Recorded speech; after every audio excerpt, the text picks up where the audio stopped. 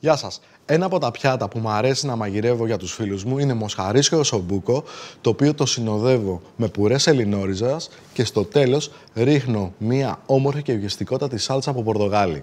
Θα ξεκινήσω λοιπόν να φτιάξω το κότσι, το μοσχαρίσιο, το οποίο θα καρικεύσω με αλάτι και πιπέρι. Ξεκινάω με λίγο αλατάκι, πιπέρι και το ίδιο θα κάνω και από την άλλη τους πλευρά. Πιπεράκι, λίγο αλάτι. Λοιπόν, στη συνέχεια θα τα αλευρώσω, γιατί θέλω την ώρα που θα τα σοτάρω στο τηγάνι να μου δημιουργήσουν μια ωραία κρούστα και το αλεύρι μετά θα με βοηθήσει να δέσει και η σάλτσα μου. Τώρα λοιπόν θα πάρουμε το φλόρα με 1/4 βούτυρο και θα το ρίξουμε σε ένα τηγάνι το οποίο το έχουμε θερμάνει πάρα πολύ καλά. Βάζω περίπου μία κουταλιά της σούπας και λίγο παραπάνω φλόρα με βούτυρο και ρίχνω τα κότσια μου μέσα ή διαφορετικά το σομπούκο. Αφήνω λιγάκι να μου κάνει κρούστα και γυρίζουμε προσεκτικά από την άλλη πλευρά. Βλέπετε, έχει κάνει ήδη κρούστα και το κρέας έχει αρχίσει και θωρακίζεται. Που σημαίνει τι, ότι η κρούστα εγκλωβίζει μέσα από τους ζωμούς, από το μοσχαράκι και δίνει περισσότερη γεύση. Γυρίζουμε από την άλλη πλευρά, έχει κάνει ήδη κρούστα και στη συνέχεια το τοποθετούμε μέσα στη γάστρα μας. Στο ίδιο τηγάνι θα ρίξω και τα λαχανικά μου, αλλά πρώτα θα πρέπει να τα τρίψω. Θα χρησιμοποιήσω λοιπόν την κουζινομηχανή. Ξεκινάω με το κρεμμύδι. Γρήγορα. Και στο μέγεθος που θέλω. Το καρότο.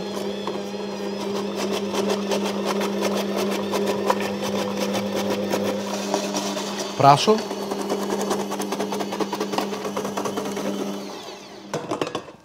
Τα λαχανικά μου λοιπόν τώρα τα έχω κόψει και τα ρίχνω στο ίδιο τηγάνι που είχα σοτάρει το σομπούκο.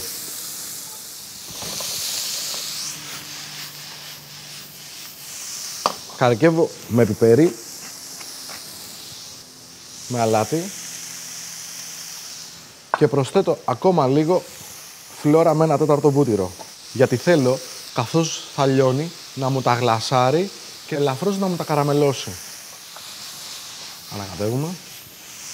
Στη συνέχεια ρίχνω τα λαχανικά μου μέσα στη γάστρα. Σπρώχνουμε τα λαχανικά να πάνε κάτω και σβήνουμε με λίγο κρασάκι.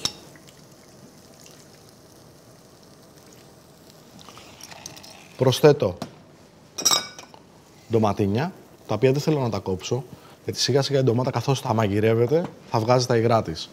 Φύλλο δάφνης, λίγα κλαράκια από θυμάρι και νερό. Και λίγο ακόμα φλόρα με βούτυρο. Επάνω σε κάθε μοσχαρίσιο κότσι. Σκεπάζω και το πρώτο κομμάτι της συνταγής μου έχει τελειώσει. Τοποθετώ στο φούρνο και ψήνω στους 185 βαθμούς για 1 ώρα και 30 λεπτά. Στη συνέχεια θα σας δείξω πώς θα κάνουμε το μπουρέ σελινόριζας. Μέσα σε ένα σκεύος, το οποίο το έχουμε θερμάνει, ρίχνουμε λίγο φλόρα με βούτυρο. Το αφήνουμε να λιώσει σιγά σιγά για να βγάλει όλα τα αρώματα και το αφήνουμε στην άκρη.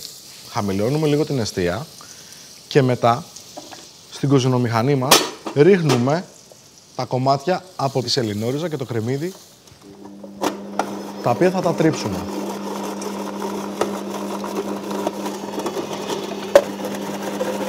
Μπορείτε να βάλετε ένα βρεγμένο πανάκι πάνω από τα κομμάτια της σελινόριζας για να μην σας μαυρίσουν μέχρι την ώρα που θα ξεκινήσετε να κάνετε τον μπουρέ.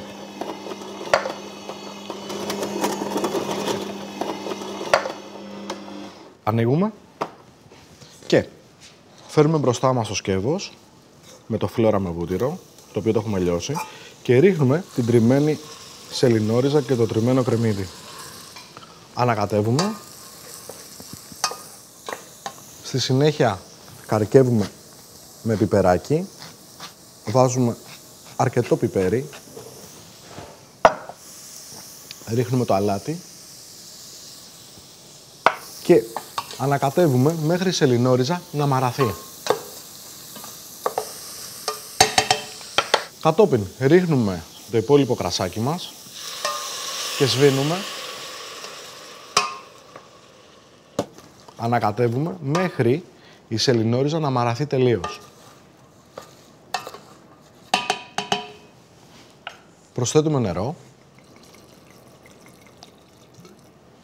Θα ρίξω λίγο από το ξύσμα του πορτοκαλιού και το υπόλοιπο θα το κρατήσω για τη σάλτσα μου. Προσθέτω και λίγο χυμό πορτοκάλι, γάλα και συμπληρώνω με την κρέμα γάλακτος. Και σιγομαγειρεύω τόσο όσο χρειαστεί για να γίνει τρυφερή και μαλακή εντελώς η σελινόριζα που έχω τρίψει. Έχει βράσει σελινόριζα, ήδη έχει χυλώσει και τώρα με το ραβδομπλέντερ μου την πολτοποιώ εντελώς.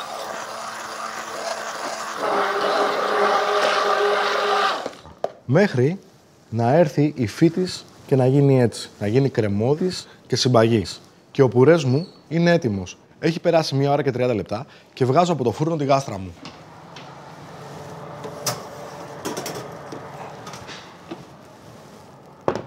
Και συνεχίζω το μαγείρεμα. Ανοίγω το καπάκι. Θα πάρω το δικό εξάρτημα που έχει η κουζινομηχανή μου και θα βάζω ζουμάκι. Περίπου 250 ml για κάθε περίπου μερίδα. Παίρνω τη μισή ποσότητα από ζουμάκι και τη συμπληρώνω για να φτάσω στα 250 ml με χυμό πορτοκάλι. Το ρίχνω στο σκεύος μου.